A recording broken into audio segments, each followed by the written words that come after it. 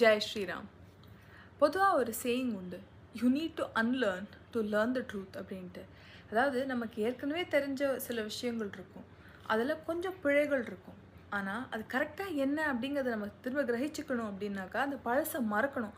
அப்போ தான் நம்மளால் அந்த எக்ஸாக்ட் வெர்ஷனை எடுத்துக்க முடியும் அப்படிங்கிறது தான் அதோட பொருள். இது ஏன் நான் இங்கே சொல்கிறேன் அப்படின்னாக்கா, சனாதன தர்மத்தை பொறுத்த வரைக்கும் பல கதைகள் வந்துடுது. அதில் சிலதை மித்துன்னு சொல்கிறாங்க, சிலது ட்ரூத்துன்னு சொல்கிறாங்க. ஆனால் எது கரெக்டு, எது தப்பு, எதுக்கு சப்ஸ்டான்ஷியேஷன் இருக்குது, எதுக்கு இல்லை, இதெல்லாம் பார்க்கறதுக்காக ஒரு சின்ன அட்டெம்ப்ட் தான் இந்த myths and truth series. I hope you all enjoy it. Jai Shri Ram. Jai Shri Ram. பிரம்மாவை நமக்கு எப்படி ஞாபகம் இருக்குது? நரைச்ச தலைமுடி, வெள்ளை தாடி, 4 தலை. பட் இந்த ரூபம் நம்ம மனசுக்குள்ளே எப்படி பதிஞ்சுது? இந்த சின்ன சின்ன கார்ட்டூன் புஸ்தகமாக இருக்கலாம், இல்லை நமக்கு வர ராமானந்த் சாகர் சீரியலாக இருக்கலாம், இல்லை ஏபி நாகராஜனோட புராண படங்களாக இருக்கலாம். ஏதோ ஒன்று இதை பேஸ் பண்ணி தான் நமக்கு இந்த ரிமெம்பரன்ஸ் இருக்குது. பிரம்மாவுக்கு உண்மையிலே 4 தலை தானா? அதை தெரிஞ்சுக்கிறது தான் இந்த first episode of myths and truths with me Shruti. பிரம்மாவுக்கு இனிஷியலாக 5 தலை இருந்தது. இதுக்கான பிரமாணம் எங்கே இருக்குதுன்னு பார்த்தீங்கன்னா, நிறைய ஸ்தல புராணங்கள், அதுவும் தமிழ்நாட்டை சேர்ந்த ஸ்தலங்களோட புராணங்கள்லேருந்தும், சிவபுராணம் மற்றும் பிரம்மாண்ட புராணத்துலேருந்தும் இதுக்கான எக்ஸப்ட்ஸ் இருக்குது. இப்போது பிரம்மாண்ட புராணத்தின்படி ஒரு வாட்டி கைலாசத்துக்கு பிரம்மா வரார். இவருக்கும் 5 தலையா, சிவனுக்கும் 5 தலையா. பார்வதி தேவிக்கு யார் வரான்னு சட்டுன்னு தெரியாமல் சிவன் நினச்சிட்டு பிரம்மாவுக்கு பாத பூஜை பண்ண ஆரம்பிக்கிறாங்க. இதை சிவன் பார்க்குறாரு. சிவனுக்கு கோபம் வந்தது, என்னடா இப்படி பண்ணிட்டாளே அப்படின்ட்டு. ஆனால் பார்வதி தேவி சிவன் நினச்சின்னு தான் பண்ணான். ஆனால் அவரோட கோபம் பிரம்மா மேலே, நீ வாயை திறந்து சொல்லியிருக்கணுமா இல்லையா அப்படின்ற கோபம். இந்த கோபத்தினால அந்த 5வது தலையை வெட்டினதா பிரம்மாண்ட புராணம் சொல்கிறது.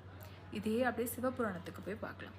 சிவபுராணத்தில் என்ன ஆறுது அப்படின்னாக்கா, என்னதான் பெருமாளோட நாபி கமலத்துலேருந்து வந்திருந்தாலும் நான் தான் எல்லாத்தையும் படைக்கிறேன் அப்படின்ற ஒரு அகங்காரம் பிரம்மாக்குள்ளே வந்தது. இதனால் பிரம்மாவுக்கும் விஷ்ணுவுக்கும் ஒரு சின்ன சஞ்சலம் ஏற்படுறதுனால ஜோதி ரூபமாக காட்சி கொடுத்து, என்னோட ஆதியும் அந்தமும் கண்டுபிடிங்க பார்க்கலாம் அப்படின்னு சிவபெருமான் சொல்கிறார். ஸோ அந்தத்தை தேடுறதுக்காக பெருமாள் வராக ரூபம் எடுத்து கீழ்ப்பக்கமாக பாதாள லோகம் வரைக்கும் போயிட்டு, எனக்கு பார்க்க முடியலப்பா, எனக்கு கண்டுபிடிக்க முடியலன்னு சொல்லிடுறார். ஆனால் பிரம்மா இவரோட ஆதியை கண்டுபிடிக்கிறேன் மேலே போயிட்டு கண்டுபிடிக்க முடியலனாலும் உண்மையை ஒத்துக்காமல் ஒரு தாழம்பூ, சம்ஸ்கிருதத்தில் கீட்டக்கி ஃப்ளவர்னு சொல்லுவாங்க, அந்த கேட்டகியை வச்சு தாழம்பூவை வச்சு பொய் சாட்சி சொல்லி நான் அதை கண்டுட்டேன் அப்படின்னு பொய் சொல்கிறார். இந்த பொய்யை தெரிஞ்சின்ற சிவபெருமான் காலபைரவர் ரூபம் எடுத்து அந்த 5வது தலையை சீவினதாக சிவபுராணம் நமக்கு சொல்கிறது. இந்த பாவத்தை நம்ம பண்ணிட்டோமே, இந்த பாவத்தை எப்படியாவது கழிக்கிறோமே, பொய் சொன்னது ரொம்ப தப்பு அப்படின்ட்டு பிரம்மா லிங்க ரூபத்தில் வழிபட்ட இடம் தான் நம்மளோட திருமயிலை. அதனால தான் அங்கே ஈஸ்வரனுக்கு கபாலீஸ்வரன்ற பேர் வந்தது. சரி, இது பிரம்மாவோட பாட்டு. அன்னிலேருந்து 4 தலையோட சுற்றின்னு இருக்கார். ஆனால் இதே நம்ம சிவபெருமான், அவருக்கு என்ன ஆச்சு? இந்த தலையை சீவினதுனால பிரம்மஹத்யா பாவம் அவரை வந்து சேர்ந்தது. அவர் வெட்டின அந்த கபாலம், 5வது ஸ்கல் அவர் கையில் ஒட்டி கொண்டது. இப்போ இது விழறதுக்கு என்ன பண்ணணும்னு எல்லாரும் விசாரம் பண்ணும்போது தான் தெரிய வந்தது, அதில் பிக்ஷை இடணும். என்றைக்கு அந்த ஸ்கல் ஃபுல்லாக ரொம்பறதோ, அந்த கபாலம் ரொம்பறதோ, அன்றைக்கி அந்த கபாலம் அவரை விட்டு நீங்கும் அப்படின்ட்டு. அவரும் பூமியில் பிறந்து ஒவ்வொரு இடமா பிச்சை கேட்டுட்டு வர்றார். நிறைய புண்ணியஸ்தலங்கள், காசி போன்ற இடங்களுக்கும் போகிறார். ஆனாலும் அந்த பாவம் கழியலை. கடைசியாக அவர் வந்து சேர்கிற இடம் தான் நம்ம திருச்சி பக்கத்தில் இருக்கிற உத்தமர் கோயில். அங்கே மூலவர் பெருமாளுக்கு புருஷோத்தமன்ற திருநாமம். ஆழ்வார் அவரை உத்தமர்ன்றான் பாடுறாருங்க. ஆனால் அந்த ஊரோட ஒரிஜினல் நேம் பார்த்தீங்கன்னா திருக்கரம்பனூர் இல்லை திருக்கதம்பனூர் அப்படின்னு சொல்லுவாங்க. ஒன்று பெருமாள் கதம்ப மரமாக காட்சி கொடுத்ததுனால அப்படி சொல்லலாம், இல்லை கதம்ப முனிக்கு காட்சி கொடுத்ததுனாலையும் அந்த பேர் வந்திருக்கலாம். ஆனால் இன்றளவில் உத்தமர் கோயிலுங்கிறது தான் அங்கே ஃபேமஸான நேம். அங்கே தாயாரோட பேர் பூர்ணவல்லி தாயார். சிவபெருமான் பிக்ஷை கேட்டு வரும்போது தன்னோட செல்வத்தை, பிக்ஷத்தை அதில் அழிக்க அந்த கபாலம் அப்போ தான் ரொம்ப பூர்ணமாகி அந்த கபாலம் அவரை விட்டு நீங்கி அந்த பிரம்மஹத்யா பாவம் அவரை விட்டு போச்சு.